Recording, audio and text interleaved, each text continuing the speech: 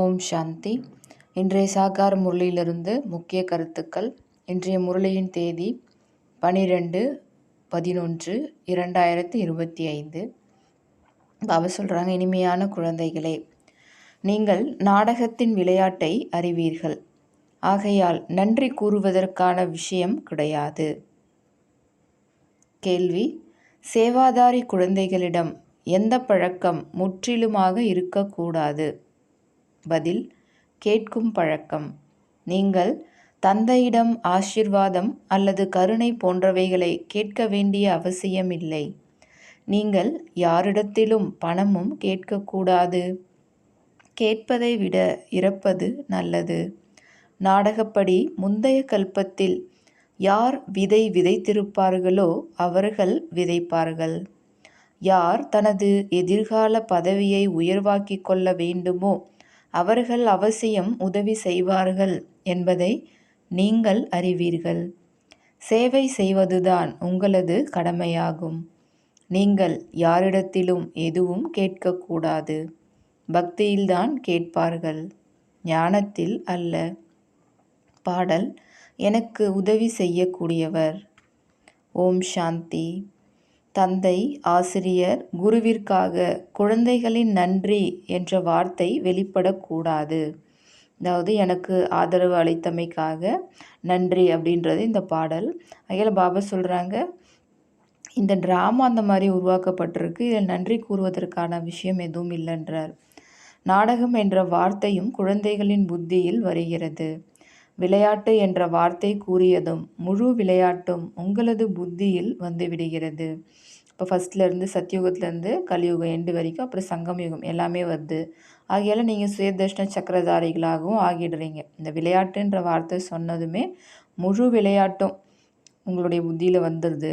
அதனால் நீங்கள் சுயதர்ஷன சக்கரதாரிகளாக ஆயிடுறீங்கன்றார். 3 லோகங்களும் உங்களது புத்தியில் வந்துவிடுகிறது. மூலவதனம், சூட்ச்மவதனம், ஸ்தூலவதனம். இப்பொழுது விளையாட்டு முடிவடைகிறது. தந்தை வந்து உங்களை திரிகால தர்ஷிகளாக ஆக்குகின்றார். 3 காலம், 3 லோகம் முதல் இடை கடையின் இரகசியத்தை புரிய வைக்கின்றார். காலம்தான் கால் என்று கூறப்படுகிறது. அதாவது நேரம்தான் காலம் என்று கூறப்படுகிறது. இந்த விஷயங்கள் அனைத்தையும் குறிப்பிடுத்து கொள்ளாமல் நினைவில் வைத்து கொள்ள முடியாது. குழந்தைகளாகிய நீங்கள் பல கருத்துக்களை மறந்து விடுகிறீர்கள். நீங்கள் திரிகால தர்ஷிகளாக ஆகிறீர்கள். அதாவது 3வது கண்ணுடையவர், 3 காலங்களையும் அறிந்தவர் ஆகிறீர்கள். ஞானம் என்ற 3வது கண் கிடைத்து விடுகிறது. அனைத்தையும் விட மிகப்பெரிய விஷயம் என்னவெனில், நீங்கள் ஆஸ்திகர்களாக ஆகிவிடுகிறீர்கள். இல்லையெனில் நாஸ்திகர்களாக இருந்தீர்கள். இந்த ஞானம் குழந்தைகளாகிய உங்களுக்கு கிடைத்து கொண்டு இருக்கிறது. மாணவர்களின் புத்தியில் சதா படிப்பின் சிந்தனை ஓடிக்கொண்டே இருக்கும். இதுவும் ஞான படிப்பு அல்லவா? உயர்ந்ததிலும் உயர்ந்த தந்தைதான் நாடகப்படி ஞானம் கொடுக்கின்றார். நாடகம் என்ற வார்த்தை வெளிப்படுகின்றது. நாம் அனாதைகளாக இருந்தோம். இப்பொழுது செல்வந்தராகிய எல்லையற்ற தந்தையை அடைந்து விட்டதால் செல்வந்தராக ஆகிவிட்டோம். பாபா சொல்கிறாங்க, வேறு எந்த தந்தையும் இப்படிப்பட்ட சுகம் கொடுக்க முடியாது. புது உலகம் மற்றும் பழைய உலகம், இந்த அனைத்தும் குழந்தைகளாகிய உங்களது புத்தியில் இருக்கிறது. ஆனால் மற்றவர்களுக்கும் யதார்த்த முறையில் புரிய வைக்க வேண்டும். இந்த ஈஸ்வரிய தொழிலில் ஈடுபட வேண்டும். ஒவ்வொருவரின் சூழ்நிலையும் தனித்தனியானது. யார் நினைவு யாத்திரையில் இருக்கிறார்களோ அவர்கள்தான் புரிய வைக்கவும் முடியும். பாபா சொல்கிறாங்க, நினைவின் மூலம் பலம் கிடைக்கும். தந்தை கூர்மையான அம்பாக இருக்கின்றார். குழந்தைகளாகிய நீங்களும் கூர்மையை நிரப்ப வேண்டும். பாபா சொல்கிறாங்க, யோக பலத்தின் மூலம் உலக சாம்ராஜ்யத்தை அடைகிறீர்கள். யோகத்தின் மூலம் பலம் அடைகிறீர்கள், ஞானத்தினால் அல்ல. ஞானம் வருமானத்திற்கான வழி என்று குழந்தைகளுக்கு புரிய வைக்கப்படுகிறது. யோகம் பலம் என்று கூறப்படுகிறது. பாபா கேட்குறாங்க, யோகா முக்கியமானதா அல்லது ஞானம் முக்கியமானதா? பாபா சொல்கிறாங்க, யோகா தான் பிரபலமானது. யோகா என்றால் தந்தையின் நினைவு. இந்த நினைவின் மூலம்தான் உங்களது பாவங்கள் அழிந்து போகும் என்று தந்தை கூறுகின்றார். ஞானம் எளிது. பகவானின் மகா வாக்கியம், நான் உங்களுக்கு எளிய ஞானம் கூறுகின்றேன். 84 பிறவிச் சக்கரத்தின் ஞானம் கூறுகிறேன். இதில் அனைத்தும் வந்துவிடுகிறது. சரித்திர பூகோளம் அல்லவா? ஞானம் மற்றும் யோகா இரண்டும் வினாடிக்கான விஷயமாகும். நான் ஆத்மா, நான் தந்தையை நினைவு செய்ய வேண்டும், அவ்வளவுதான். அதான் பாபா செகண்டுக்கான விஷயம்ன்றாங்க. பாபா சொல்கிறாங்க, இதில் தான் முயற்சி இருக்கிறது. அதாவது நான் ஆத்மான்னு புரிஞ்சு அப்பாவை நினைக்கிறதில் தான் முயற்சி இருக்குன்றாங்க. நினைவு யாத்திரையில் இருப்பதன் மூலம் ஷரீரத்தை மறந்து கொண்டே செல்வீர்கள். மணிக்கணக்கில் இவ்வாறு அஷரீரியாக அமர்கின்ற பொழுது எவ்வளவு தூய்மையாக ஆகிவிடுவீர்கள். பாபா சொல்கிறாங்க, மனிதர்கள் சிலர் இரவு 6 மணி நேரம் அல்லது 8 மணி நேரம் தூங்குறாங்க அப்படின்னும் பொழுது அந்த நேரத்தில் அஷரீரி ஆகிடுறாங்க. ஆத்மா அந்த சரீர உணர்வுலேருந்து விலகிடுது. அந்த நேரத்தில் எந்த பாவ காரியமும் ஏற்படுறது கிடையாது. ஆத்மா ரொம்ப டயர்டாகி தூங்கிடுது. அதனால் பாவங்கள் அழியுது அப்படின்றது கிடையாது, அது தூக்கம். அந்த சமயத்தில் பாவ காரியங்கள் எதுவும் ஏற்படாது. தூங்கலை அப்படின்னா இப்போ பாவங்கள் செஞ்சுக்கிட்டே இருப்பாங்க. ஆக தூக்கமும் ஒரு பாதுகாப்பு தான் அப்படின்றார். முழு நாளும் வேலை செய்த பிறகு இப்போ நான் தூங்க போகிறேன் அப்படின்னு ஆத்மா சொல்கின்றது. அப்போ ஆத்மா அஷரீரி ஆகிடுது. ஆனால் பாபா சொல்கிறாங்க, நீங்கள் ஷரீரத்துடன் இருந்து கொண்டே அஷரீரி ஆக வேண்டும். இந்த ஷரீரத்திலிருந்து விடுபட்ட ஆத்மா நான் அமைதி சுரூபமானவன் அப்படின்ற அந்த உணர்விலே இருக்கணுன்றார் பாபா. ஆத்மாவின் மகிமை ஒருபொழுதும் கேள்விப்பட்டிருக்க மாட்டீர்கள். ஆத்மாவானது சத்சித் ஆனந்த சுரூபமானது, சத்தியமானவர், சைத்தன்யமானவர், சுகம் மற்றும் அமைதி கடலானவர் என்று பரமாத்மாவின் மகிமை பாடுகின்றனர். உங்களை இதில் மாஸ்டர் என்று கூறலாம். ஏன்னா குழந்தைகள் மாஸ்டர் அப்படின்ற டைட்டில் கொடுக்குறார் பாபா நமக்கு. ஆக தந்தை யுக்திகளை கூறிக்கொண்டே இருக்கின்றார். அதுக்காக ஃபுல் டேவும் தூங்கிக்கிட்டே இருக்கணும் அப்படி கிடையாது. நீங்கள் நினைவுலேருந்து பாவங்களை அழிக்கணுன்றார். எவ்வளோ முடியுமோ தந்தையை நினைவு செய்யணும். இப்போ தூங்கும் பொழுது பாவம் ஏற்படலை அப்படின்னா அதுக்காக தூங்கிக்கிட்டே இருந்தால் பாவம் ஏற்படாது, ஓகே. ஆனால் நம்ம பல பிறவிகளுடைய பாவங்களை அழிக்கணும்னா தந்தையினுடைய நினைவில் இருக்கணும். அதுக்காக பாபா சொல்கிறாங்க, எவ்வளோ முடியுமோ அவ்வளவு தந்தையை நினைவு செய்ய வேண்டும். பாபா சொல்கிறாங்க, தந்தை நம்மீது கருணை அல்லது இரக்கம் காட்டுகிறார் என்பது கிடையாது. கருணை உள்ளமுடைய சக்கரவர்த்தி என்று அவருக்கு புகழ் பாடப்படுகிறது. தமோ பிரதானத்திலிருந்து சதோ பிரதானமாக ஆக்குவதும் அவரது பாகமாகும். பக்தர்கள் மகிமை செய்கின்றனர். நீங்கள் மகிமை மட்டுமே செய்துவிடக்கூடாது. அவங்க சொல்கிறாங்க கருணை உள்ளமுடையவர் அப்படின்ட்டு மகிமை பாடுறாங்க. ஆனால் நீங்கள் மகிமை பாடக்கூடாது, நினைக்கணுன்றார் பாபா. பாபா சொல்கிறாங்க, கல்வி கற்பிக்கும் பாகம் எனக்கு கிடைத்திருக்கிறது. ஆக கற்பித்தே ஆக வேண்டும் என்று தந்தை கூறுகின்றார். குழந்தைகளாகிய நீங்கள் எழுந்து நிற்க வேண்டிய அவசியம் கிடையாது. ஆத்மாவானது அமர்ந்து கேட்க வேண்டும். உங்களது விஷயமே முழு உலகிலிருந்து தனிப்பட்டது. இப்போ அங்கே ஸ்கூல்ஸ்லலாம் டீச்சர் வராங்க அப்படின்னா ஸ்டூடெண்ட்ஸ் எழுந்து நின்று விஷ் பண்ணுவாங்க. ஆனால் இங்கே அந்த மாதிரி கிடையாது அப்படின்றார் பாபா. நீங்கள் ஆத்ம உணர்வுலேருந்து கேளுங்க. இங்கே சுயம் பகவானே எழுந்து நமஸ்தே சொல்கிற அப்படின்றாங்க. இங்கு பயத்திற்கான விஷயமும் கிடையாது. இப்போ அங்கே லேட்டாக வந்தாங்க அப்படின்னா பனிஷ்மெண்ட் கொடுப்பாங்க, வெளியில் நிற்க வைப்பாங்க இல்லைங்களா. அதுக்கெல்லாம் கரெக்டாக டயத்துக்கு போகணுன்ற அந்த பயம் அங்கே இருக்கும். இங்கே அந்த பயத்திற்கான விஷயம் கூட கிடையாதுன்னு பாபா சொல்கிறாங்க. பாபா சொல்கிறாங்க, முரளி கிடைத்து கொண்டே இருக்கிறது, இதை தொடர்ந்து படிக்க வேண்டும். முரளியை படிக்கணும் தினமும். முரளி படித்தால் உங்களுக்கு வருகை பதிவு செய்யப்பட்டுவிடும், அட்டண்டன்ஸில் ரிஜிஸ்டர் ஆகுன்றார். இல்லையெனில் வரவில்லை என்றாகிவிடும். இது புது விஷயமாகும், உலகத்தினர் யாரும் அறியவில்லை. உங்களது சித்திரங்களை பார்த்ததும் ஆச்சரியமடைந்து விடுகின்றனர். ஏன்னா இந்த மாதிரி பிக்சர் எந்த சாஸ்திரத்துலேயும் கிடையாது. ஆனால் பாபா சொல்கிறாங்க, இதெல்லாம் பகவான் உருவாக்கியது இந்த சித்திரங்கள் இல்லைங்களா. உங்களது இந்த ஓவியக்கூடம் புதுமையானது. தேவதையாக கூடிய பிராமண குலத்தினரின் புத்தியில்தான் அமரும். இது சரியானது தான் என்று கூறுவர். பாபா சொல்கிறாங்க, பக்தி மார்க்கத்தின் சாஸ்திரங்களில் முதல் நம்பரில் வருவது கீதையாகும். ஏனெனில் முதல் தர்மமே இதுதான். அரை கல்பத்திற்கு பிறகு வெகு காலம் கழித்துதான் மற்ற சாஸ்திரங்கள் உருவாகின்றன. முதலில் இப்ராஹிம் வந்தபொழுது தனியாகத்தான் இருந்தார். பிறகு 1 2, 2 4 ஆயின. எப்பொழுது தர்மம் விருத்தி அடைந்து அடைந்து லட்சக்கணக்கானவர்களாக ஆகிவிடுகின்றனரோ அப்பொழுது சாஸ்திரங்கள் உருவாக்கப்படுகின்றன. அவர்களுடையதும் பாதி காலத்திற்கு பிறகுதான் உருவாக்கப்பட்டிருக்கும்.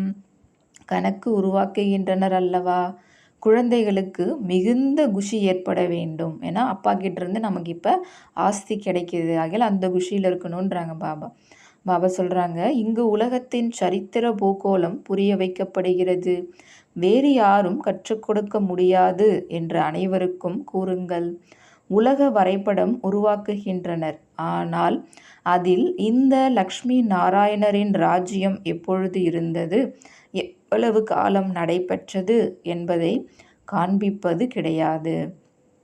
பாபா சொல்கிறாங்க, உலகம் ஒன்றுதான், பாரதத்தில்தான் ராஜ்யம் செய்திருக்கின்றனர், இப்பொழுது கிடையாது.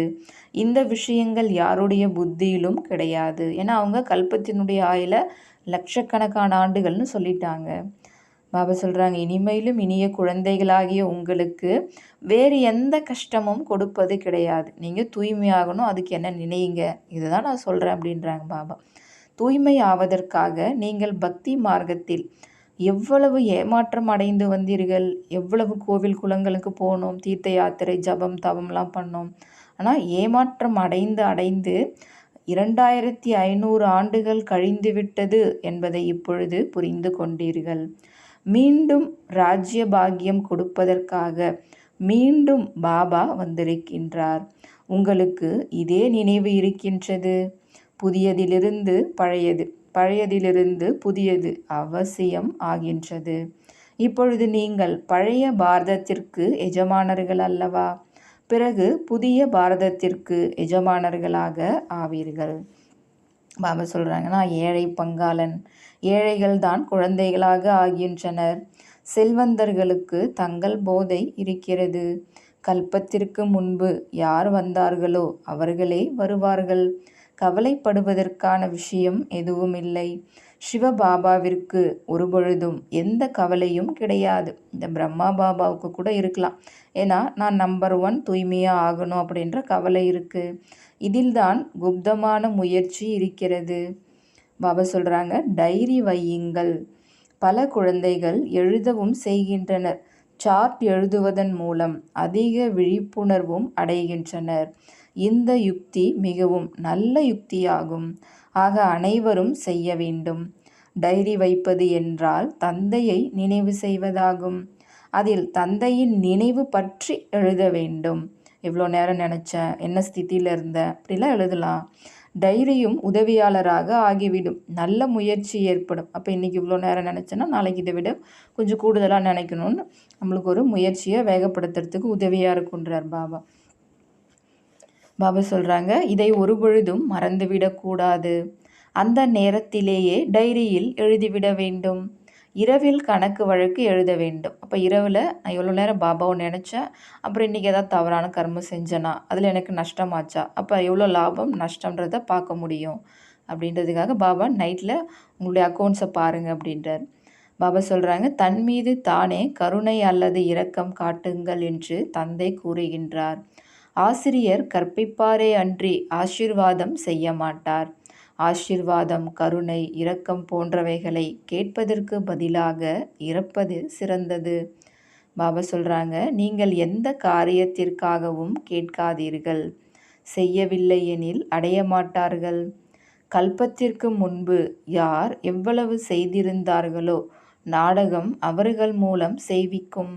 கேட்பதற்கு என்ன அவசியம் இருக்கிறது? பாபா சொல்கிறாங்க, சேவைக்காக உண்டியல் நிறைந்து கொண்டே இருக்கும். பணம் கொடுங்கள் என்று குழந்தைகள் நாம் கேட்கவே கூடாது.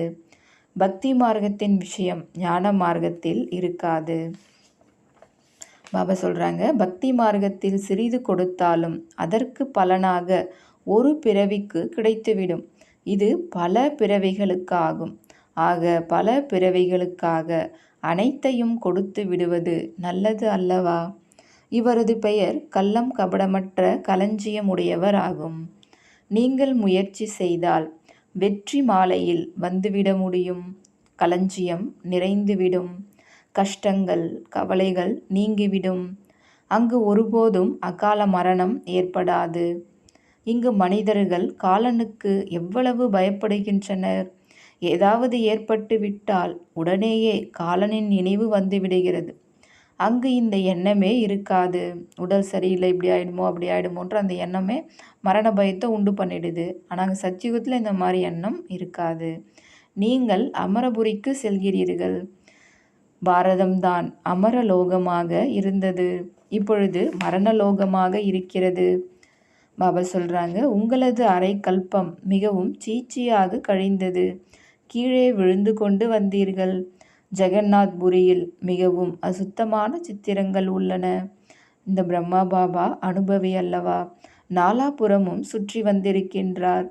தூய்மையான நிலையிலிருந்து தூய்மையற்றவர் ஆகிவிட்டார். கிராமத்தினராக இருந்தார். உண்மையில் இந்த முழு பாரதமும் கிராமமாகும். பாபா சொல்கிறாங்க, நாம் கிராமத்து சிறுவனாக, அதாவது ஏழைகளாக, செல்வமற்றவர்களாக ஆகிவிட்டோம். இப்பொழுது நாம் மீண்டும் சொர்க்கத்திற்கு எஜமானர்களாக ஆகிக்கொண்டிருக்கிறோம் எனில் குஷி இருக்க வேண்டும். பெயரே சொர்க்கம். மாளிகையில் எவ்வளவு தங்கம் வைரங்கள் பதிக்கப்பட்டிருக்கும். சோம்நாத் கோவிலும் தங்கம் வைரத்தினால் எவ்வளவு நிறைந்திருந்தது. முதலில் சிவன் கோவில்தான் உருவாக்கினர். எவ்வளவு செல்வம் நிறைந்ததாக இருந்தது. இப்பொழுது பாரதம் கிராமமாக இருக்கிறது. சத்யுகத்தில் மிகுந்த செல்வந்தராக இருந்தது. இந்த விஷயங்கள் உங்களைத் தவிர வேறு யாருக்கும் தெரியாது. நேற்று நாம் தான் சக்கரவர்த்திகளாக இருந்தோம். இன்று ஏழைகளாக இருக்கிறோம். மீண்டும் உலகிற்கு எஜமானர்களாக ஆவோம் என்று நீங்கள் கூறுவீர்கள். குழந்தைகளாகிய நீங்கள் தங்களது பாக்கியத்தை பார்த்து நன்றி கூற வேண்டும். நாம் பல மடங்கு பாக்கியசாலிகளாக இருக்கின்றோம். நல்லது. இனிமையிலும் இனிமையான தேடி கண்டெடுக்கப்பட்ட செல்ல குழந்தைகளுக்கு தாயும் தந்தையுமான பாப் தாதாவின் அன்பு நினைவுகள் மற்றும் காலை வணக்கம். ஆன்மீக குழந்தைகளுக்கு ஆன்மீக தந்தையின் நமஸ்காரம். ஆன்மீக தந்தைக்கு ஆன்மீக குழந்தைகளின் நமஸ்காரம். தாரணைக்கான முக்கிய சாரம். முதல் பாயிண்ட், பாவ காரியங்களிலிருந்து தப்பிப்பதற்கு இந்த ஷரீரத்தில் இருந்து கொண்டே அஷரீரி ஆவதற்கான முயற்சி செய்ய வேண்டும். ஷரீர நினைவு மறந்து கொண்டே செல்லும் அளவிற்கு நினைவு யாத்திரை இருக்க வேண்டும். 2வது பாயிண்ட், ஞான சிந்தனை செய்து ஆஸ்திகர்களாக ஆக வேண்டும். முரளி ஒருபொழுதும் கேட்காமல் இருக்கக்கூடாது. சுய முன்னேற்றத்திற்காக டைரியில் நினைவிற்கான சார்ட் வைக்க வேண்டும். வரதானம், ஆன்மீக சக்தியை ஒவ்வொரு கர்மத்திலும் பயன்படுத்தக்கூடிய யுக்தியுக்த் ஜீவன் முக்த் ஆகுக. ஆன்மீக சக்தியை ஒவ்வொரு செயல்லையும் பயன்படுத்தக்கூடிய யுக்தியுக்த், அதாவது ஞானத்தின் ரகசியங்களை அறிந்து நடப்பவர், மற்றும் ஜீவன் முக்த் அப்படின்னா இந்த உலகிய வாழ்க்கையிலிருந்து விடுபட்டவர் ஆகுக. விளக்கம், இந்த பிராமண வாழ்க்கையின் விசேஷ தன்மை ஆன்மீகத்தன்மையாகும். ஆன்மீகத்தன்மையின் சக்தி மூலம்தான் தன்னை மற்றும் அனைவரையும் மாற்ற முடியும். இந்த சக்தி மூலம் அநேக விதமான ஷரீர சம்பந்தமான பந்தனங்களிலிருந்து விடுதலை அடைகிறீர்கள். யுக்தியுக்தாக இருப்பதற்கு ஒவ்வொரு செயலிலும் லூஸ், அதாவது தளர்வாவதற்கு பதிலாக ஆன்மீக சக்தியை பயன்படுத்துங்கள். எண்ணம், சொல் மற்றும் செயல் மூன்றிலும் ஆன்மீக தன்மையின் சக்தியை அனுபவம் செய்யுங்கள். யார் முற்றிலும் யுக்தியுக்தாக இருக்கிறார்களோ அவர்கள்தாம் ஜீவன் முக்த் ஆவார்கள். ஸ்லோகன், சத்தியதாவின் விசேஷ தன்மை மூலம் குஷி மற்றும் சக்தியை அனுபவம் செய்து கொண்டே செல்லுங்கள். இன்றைய அவ்யக்த இஷாரா, என்னென்ன சூழ்நிலைகள் வந்து கொண்டு உள்ளனவோ மற்றும் வரப்போகின்றனவோ அவற்றில் விதேகி ஸ்திதியின் அபியாசம் அதிகம் தேவை. எனவே மற்ற அனைத்து விஷயங்களையும் விட்டு இது நடக்கலாம், அது நடக்கலாம், என்ன நடக்கும், என்ற இந்த கேள்வியை விட்டு இப்பொழுது விதேகி ஸ்திதியின் பயிற்சியை அதிகப்படுத்துங்கள். விதேகி குழந்தைகளுக்கு எந்த ஒரு சூழ்நிலை அல்லது எந்த ஒரு குழப்பமும் பிரபாவத்தை ஏற்படுத்த முடியாது. அச்சா. ஓம் சாந்தி.